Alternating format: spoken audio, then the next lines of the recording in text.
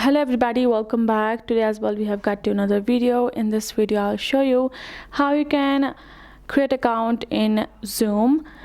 But before that, please do make sure to like our video, subscribe our channel, and yes, without any further delay, and let's start.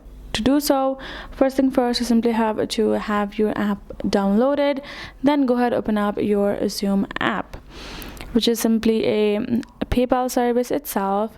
We're going to do not now, and this is how it's going to look like. Now you can see choose the option to start sending fast and secure payments, send to Mexico, Dominican Republic, India, and set to other country. There is an option. So first thing first, go ahead, choose to check out the countries that are available. So where you would like to send, you will find the country. You're gonna go ahead and search it up. So our country is over there.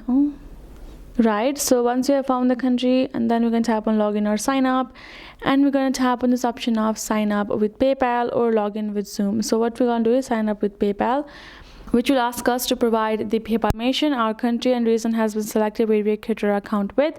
We're going to add in our number and tap on next, and then we will receive a verification code which we have to provide.